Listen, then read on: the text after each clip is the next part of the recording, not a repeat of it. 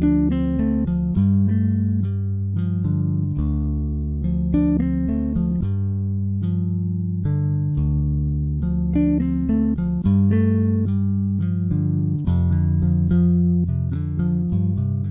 lagi bareng gue Rizal. Kali ini cerita film akan menceritakan alur film berjudul Spider. Shiva adalah seorang perwira di sebuah kantor intelijen. Dengan keahlian di bidang teknologi, Shiva mengisi waktunya yang iseng dengan mendengarkan percakapan orang lain. Di suatu waktu, dia menemukan perempuan dalam obrolannya itu meminta pertolongan. Dan inilah Shiva, si hacker sekaligus perwira yang akan memburu psikopat dengan kecerdasan dan kekuatan yang sama-sama mumpuni.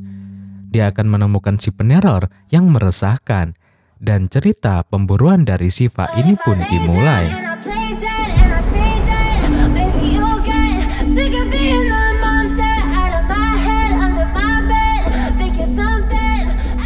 Di awal film, terlihat dua orang pria sedang menunggu seorang gadis. Dan ternyata mereka berkenalan lewat Facebook. Kedua pria tersebut ternyata hendak menipu sang gadis dengan menjebaknya dalam percintaan, sehingga sang gadis mau diajak kawin lari. Padahal kedua pria tersebut berniat menipunya, tapi niat mereka banyak yang mengetahui, sehingga mereka kabur dan membuat sang gadis bingung. Ternyata sang hacker yang membocorkan niatnya dengan memata-matai lewat pembicaraan di sebuah telepon. Hacker itu bernama Shiva. Shiva sebenarnya adalah seorang perwira di kantor intelijen dan tugasnya adalah memata-matai panggilan dan pesan dari orang-orang mencurigakan. Dan jika ada, mereka harus langsung mengirimkannya ke unit yang berwenang. Atasannya mengatakan kalau mereka tak boleh iseng mendengarkan percakapan individu, apalagi merekamnya, karena itu akan menjadikan kejahatan. Tapi Shiva malah ngeyel dan dia sengaja mendengarkan dan membuat perangkat lunak untuk mengidentifikasi dan melacak orang-orang yang dia curigai. Dan ternyata hasil sadapannya memuaskan. Shiva bisa diam-diam membasmi para penjahat yang tak bisa polisi lakukan dan berhasil menyelamatkan orang-orang yang terancam. Karena keisengannya itu, Shiva bisa mengenal seorang wanita bernama Charlie. Jadi ceritanya berawal pada tanggal 16 Maret, di mana Charlie berbincang dengan temannya lewat telepon. Dan dalam perbincangannya, Charlie membahas kalau dia sudah menonton film dewasa. Hal itu tak bisa membuatnya tidur. Dia ingin sekali mencobanya. Temannya mencoba memberi solusi agar Charlie fokus saja ke ujiannya untuk mendapatkan beasiswa ke Amerika Serikat dengan nilai 98%. Tapi Charlie yang hanya punya 96% nilai mengatakan dia bisa fokus mendapatkan 98% kalau dia sudah mencoba apa yang ia inginkan. Dia memutuskan untuk pergi berkencan dengan seorang pria tanpa ada ikatan cinta yang percaya itu akan membuatnya berkonsentrasi pada ujiannya. Shiva mencoba melacak lewat perangkat lunaknya. Shiva berhasil menemukan keberadaan Charlie. Shiva mulai mengikutinya karena penasaran dan niatnya hanya ingin menyelamatkan Charlie agar dia tak terjerumus ke jalan yang salah. Selama 28 hari, Shiva mencoba mengikuti Charlie. Charlie yang merasa selalu dibuntuti melabrak Shiva dan bertanya mengapa Shiva terus mengikutinya. Charlie juga berkata kalau Shiva membuntutinya hanya untuk menyatakan cinta.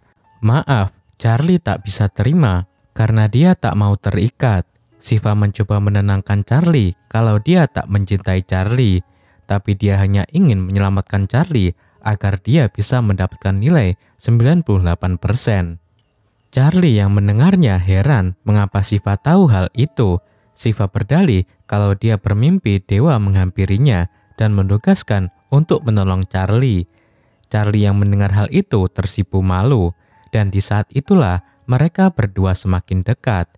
Pada malam 28 April, Shiva mendengarkan seorang gadis muda meminta bantuan temannya karena dia sendirian di rumahnya dan ketakutan karena tidak ada listrik di rumahnya, sementara semua rumah di sekitarnya memilikinya. Karena khawatir, Shiva menghubungi temannya yang seorang polisi wanita bernama Renuka. Siva meminta agar Renuka mendatangi rumah gadis tersebut, yang kebetulan setelah dilacak, rumah gadis itu berdekatan dengan rumah Renuka. Siva meminta Renuka menemaninya sampai orang tua gadis itu kembali. Namun keesokan harinya, saluran berita melaporkan kematian mengerikan yang terjadi di rumah gadis tersebut. Renuka juga ikut menjadi korban. Kedua wanita tersebut dimutilasi dan anggota tubuhnya dicampur menjadi satu tanpa busana. Siva mengunjungi TKP dan merasa bersalah, apalagi ketika dia melihat keluarga korban menangisi kematian mereka. Setelah kejadian itu, Siva mengundurkan diri dari pekerjaannya dengan menyatakan kalau dia tidak membantu mereka dan dia seharusnya tidak pernah mengirim Renuka. Tapi ayahnya mendorongnya untuk menemukan pembunuhnya. Dengan dukungan dari keluarga dan teman-temannya, Siva sekarang bertekad untuk menemukan pembunuhnya dan mulai memata-matai obrolan dan keberadaan gadis muda itu. Setelah beberapa lama, Siva menemukan bahwa seorang pria mengikutinya di kafe. Melalui teknologinya, dia mampu melacak orang yang menguntit gadis tersebut. Siva bingung bagaimana menemukan pria tersebut, dan akhirnya dia mempunyai ide untuk menjebaknya. Dengan sebuah berita di pesan berantai, seorang pria bernama Sakti menghubungi Siva dan mengatakan kalau pria tersebut bernama Sudalai, teman masa kecilnya. Siva mencoba mendatangi Sakti dan Sakti menceritakan kalau Sudalai anak dari seorang pengurus makam. Dulu ayah Sudalai diketahui pernah membunuh 4 orang di desanya. Setelah mendengar pernyataan Sakti, Siva semakin penasaran. Siva mencoba mendatangi di mana dahulu Sudalai tinggal. Dia kemudian melakukan perjalanan ke desa tempat Sudalai tumbuh. Siva mendapatkan keterangan dari seorang warga yang sudah lanjut usia, dan pria tua itu menceritakan kalau dahulu ayah Sudalai adalah petugas pemakaman. Dia akan mendapatkan uang jika ada yang meninggal. Ketika itu Sudalai lahir, suara yang pertama didengarnya adalah suara tangisan keluarga orang yang sudah meninggal. Sudalai tumbuh di pemakaman dan dia pun mempunyai adik laki-laki. Ketika Sudalai tumbuh dewasa, Sudalai sudah terbiasa dengan suara tangisan, dan hal itu menjadikan kesenangan untuknya yang membuat ayahnya heran. Suatu hari, Sudalai tak mau makan karena bosan dengan makanan tanpa lauk. Ayahnya mencoba berhutang agar Sudalai bisa makan enak, karena diketahui pemakaman sedang sepi dan ayahnya tak bisa menghasilkan uang. Di perjalanan pulang, mereka menemukan seorang warga yang penyakit epilepsinya kambuh. Ayah Sudalai mencoba mencari pertolongan, tapi Sudalai malah membunuh orang itu dengan paku dan batu. Keluarga korban sangat terpukul dengan kematiannya. Mereka menangis, tapi Sudalai yang menyaksikannya malah senang. Ayahnya semakin yakin kalau anaknya menderita gangguan kepribadian sadis dan memiliki keinginan yang tidak biasa untuk membunuh orang dan menyaksikan keluarga korban berduka, dan itu menjadi sejenis psikopat. Dari sejak itu, Sudalai membunuh warga satu persatu tanpa diketahui. Suatu hari, seorang anak desa melihat Sudalai membunuh seseorang, dan dia langsung memberitahu penduduk desa lainnya. Masa yang marah memutuskan untuk membakar rumah Sudalai yang membuat orang tuanya meninggal.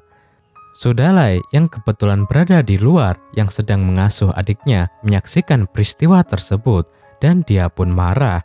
Dia meninggalkan desa untuk melanjutkan pembunuhan bersama dengan adik laki-lakinya. Setelah mengetahui hal tersebut, Siva mendapatkan kabar kalau Sudalai berada di sebuah tempat. Siva memburunya dan singkat cerita, dia pun tertangkap. Siva mengira kalau yang ia tangkap itu Sudalai, tetapi sebenarnya itu adalah adiknya. Mengetahui adiknya tertangkap, Sudalai mengungkapkan di media bahwa dia telah membunuh 23 orang dan menyembunyikan tubuh mereka di 23 pilar jembatan metro, dan mengancam warga akan terus membunuh siapa saja yang ia kehendaki. Dia meminta agar adiknya dibebaskan bila tak ingin itu terjadi. Dia juga mengungkapkan bahwa rencananya untuk menghancurkan rumah sakit. Shiva yang menyaksikannya bingung dan berpikir rencana selanjutnya. Orang-orang yang sadar telah kehilangan keluarganya tanpa sebab berbondong-bondong mendatangi jembatan metro. Semua yang ada di sana menangis massal yang membuat Sudalai senang dan bahagia menyaksikan tangisan orang-orang tersebut. Tapi tiba-tiba Shiva muncul. Dia menghentikan tangisan di sana dan berkata kalau psikopat pembunuh itu sebenarnya berada dalam kerumunan. Dia meminta agar mereka yang ada di sana tidak menangis. Shiva yang yakin Sudalai ada di sana langsung membunuh adik Sudalai di depan keluarga korban. Sudalai yang menyaksikannya mulai marah dan mengincar Shiva. Satuan polisi merencanakan untuk menangkap psikopat berdarah dingin tersebut bagaimanapun caranya, tanpa membuat ia terbunuh karena mereka ingin mengetahui rumah sakit mana yang akan psikopat itu hancurkan. Sudalai yang kesal berencana untuk membunuh keluarga Shiva. Shiva mengetahui hal itu ketika ibunya memanggilnya dan mengatakan kepadanya bahwa dia takut di rumah sendirian karena tidak ada listrik di rumah mereka. Sementara rumah semua orang menyala. Shiva menyadari kalau hal itu sama persis seperti yang dikatakan gadis korban sebelumnya. Sudalai juga menghubungi Shiva dan membeberkan rencananya untuk membunuh keluarga Shiva dengan kejam. Shiva bergegas menuju rumahnya, berharap keluarganya selamat, dan tak lupa dia menugaskan teman-temannya untuk membantunya. Namun di tengah perjalanan, Shiva menjadi target Sudalai. Sudalai mencoba membunuh Shiva dengan cara yang sangat kejam. Shiva tertusuk besi di sebuah truk, tapi Shiva mencoba kuat. Semua yang ada di sana tak bisa membantunya, dan akhirnya polisi datang dan membawa Shiva ke rumah sakit. Tapi ketika itu, pertama kalinya Sudalai memperlihatkan wajahnya kepada Shiva dengan raut wajah yang senang. Shiva yang masih sadar mencoba menembak Sudalai 2 kali tembakan dan akhirnya Sudalai jatuh dari jembatan. Beberapa hari dirawat, Shiva sadar dan menanyakan keadaan ibunya. Tapi teman-temannya mengungkapkan kalau ibunya selamat dengan cara mereka sendiri, yang membuat Sudalai tak jadi membunuh dan malah mengincar Shiva. Ibu, ayah, dan adiknya datang ke kamar Shiva dirawat. Mereka sangat senang melihat Shiva selamat. Teman Shiva berkata mungkin psikopat jahat itu sudah mati. Tapi Shiva belum yakin karena dia menembaknya di bagian yang tidak berbahaya. Temannya menambahkan kalau pihak yang berwajib akan menginterogasi Shiva karena sekarang mereka tahu kalau Shiva menyadap telepon dan pesan tanpa izin. Setelah itu, pihak-pihak yang bersangkutan datang hendak membawa Shiva untuk diinterogasi.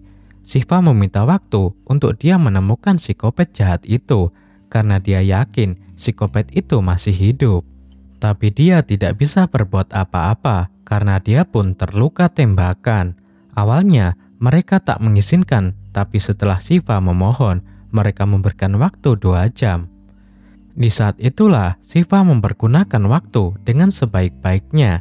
Shiva berpikir kalau psikopat itu bersembunyi di rumah warga dan pasti dia mengancamnya. Tapi dia bingung harus mencari kemana karena daerah tempat psikopat itu jatuh sangat luas.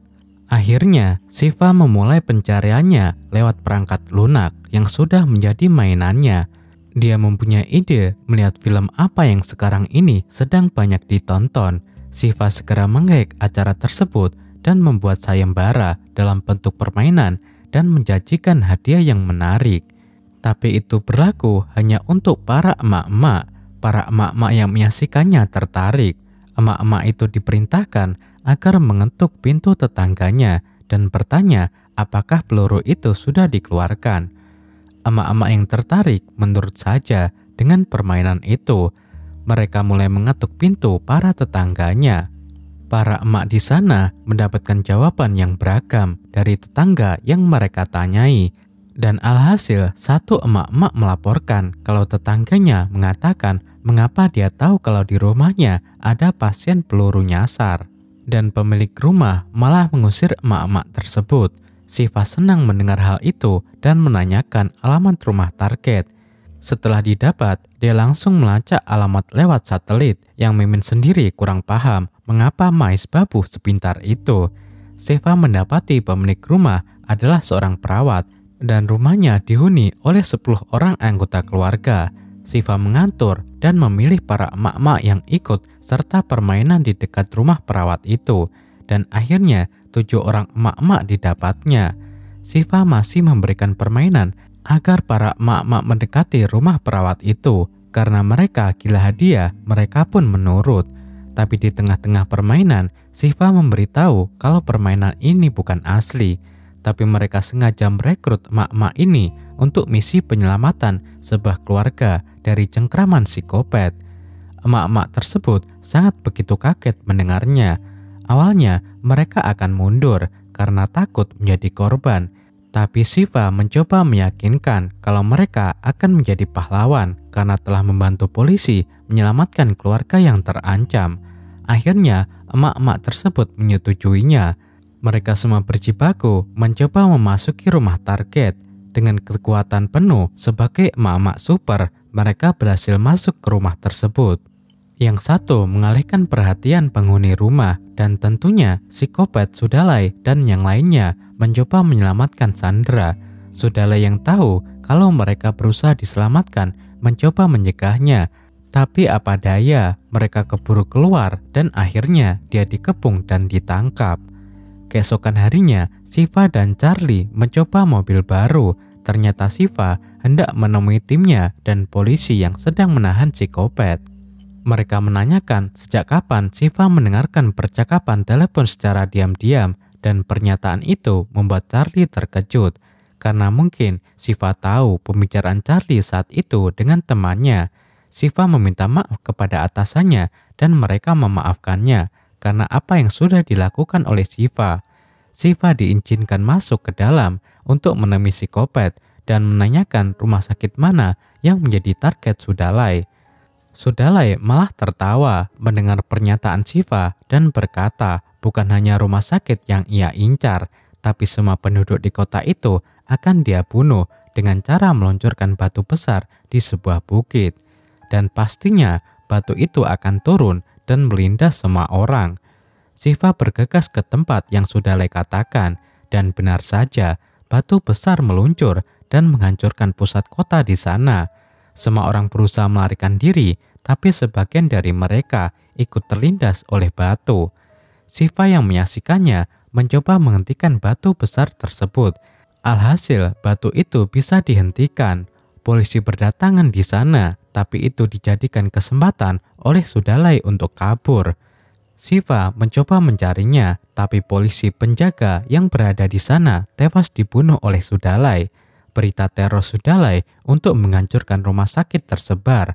Semua yang ada di rumah sakit panik dan polisi pun mulai berjaga dan memperketat penjagaan. Tapi Charlie yang kebetulan sedang magang melihat seorang perawat pria menangis.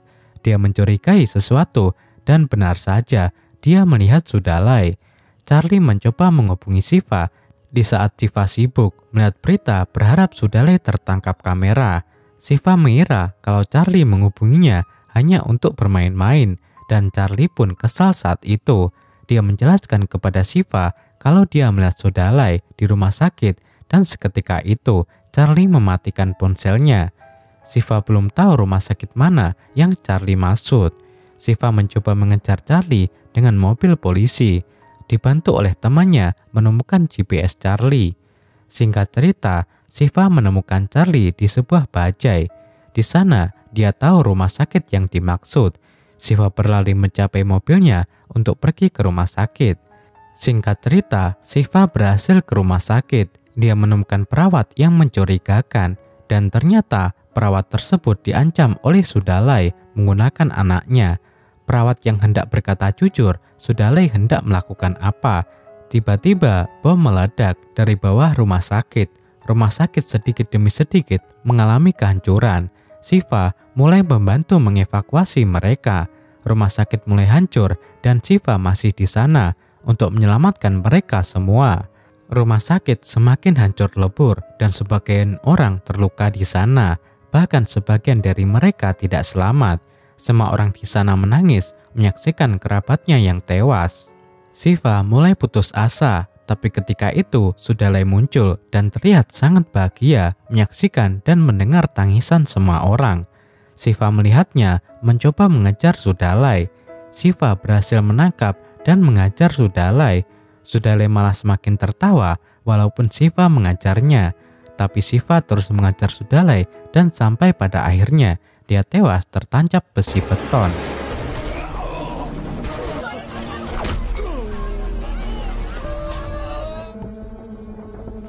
Setelah itu, media dan semua orang menghampiri Shiva.